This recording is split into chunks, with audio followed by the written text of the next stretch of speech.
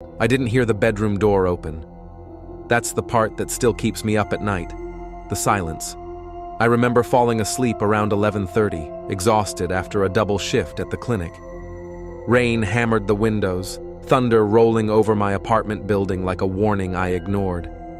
When I finally drifted off, the world felt safe, familiar, mine. But sometime around 3 a.m., I woke up to the feeling of warmth beside me. Warmth that shouldn't have been there. At first, half asleep, I thought maybe I'd kicked my weighted blanket into a weird shape. But then the shape breathed, slow, deep, right next to my ear. My eyes snapped open. For a few seconds, I didn't move. I didn't breathe. I lay frozen, staring into the dark as the reality sank in. Someone was in my bed.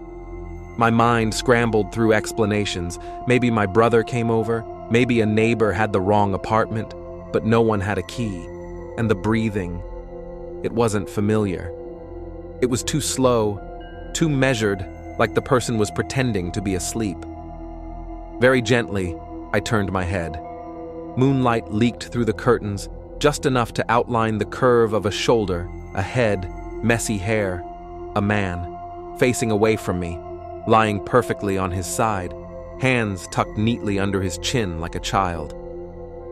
I swallowed hard. My heart hammered against my ribs, so loud I was sure he could hear it. I tried to remember if I'd locked the door. I always locked it, always. I forced myself to shift the blankets a little, testing whether he'd react. Nothing. Whoever he was, he didn't move, not even an inch. I debated whether to bolt for the door, but it was on the other side of the bed.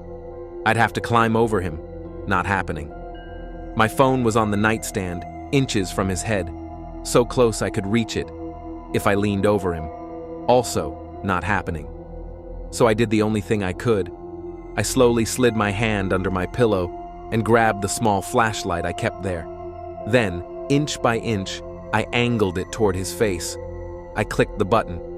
A soft beam lit the stranger's cheek. Pale skin, stubble, cold sweat.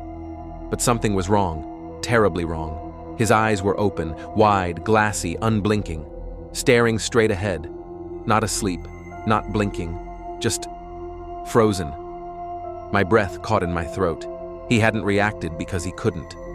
I wanted to scream, but the sound stuck in my chest. I swung my legs off the bed and back toward the wall. My hands shook so violently I dropped the flashlight. The beam spun across the room and landed on his face again, long enough for me to see it clearly. He wasn't looking at the wall. His eyes were angled too far to the side. He'd been watching me the entire time. I ran. I didn't think, I just ran. Through the hall, down the stairs, barefoot into the cold parking lot. I dialed 911 with trembling fingers.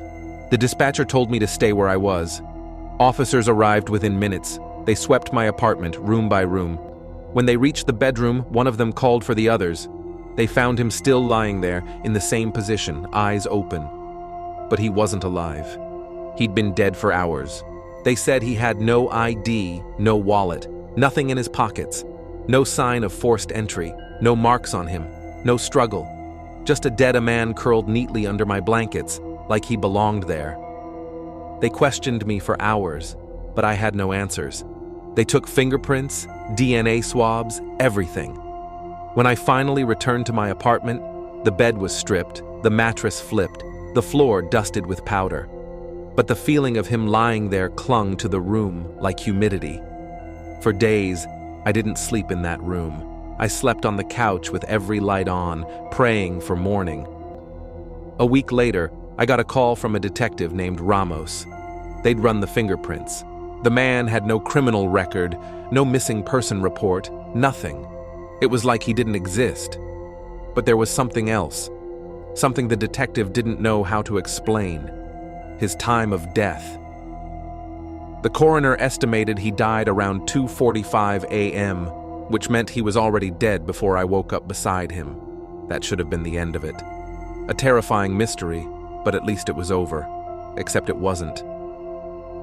2 nights later, at 3:07 a.m., I woke up again. Not because of a sound. There was none. Not because someone touched me. No one did.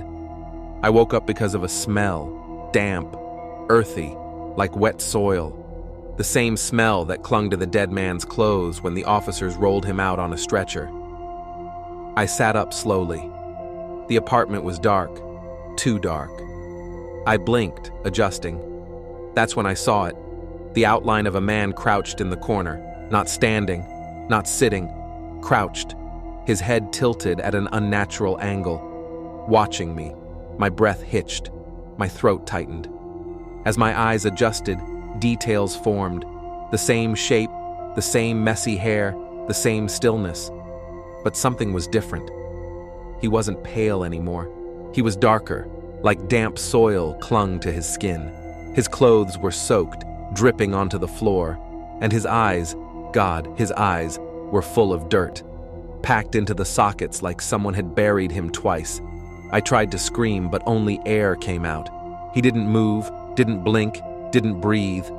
He just crouched there, inches from the floor, head tilted, staring at me with soil-filled eyes. Then slowly, his mouth opened. Not like a person waking up, not a yawn, not a gasp.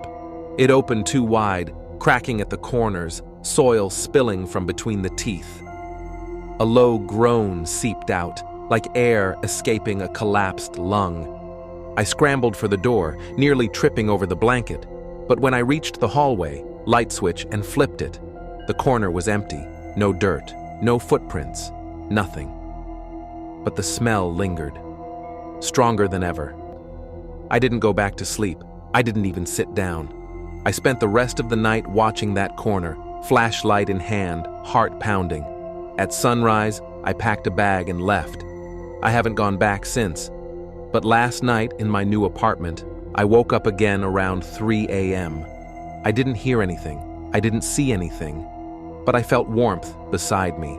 And this time, when I turned my head, the breathing sounded exactly like mine.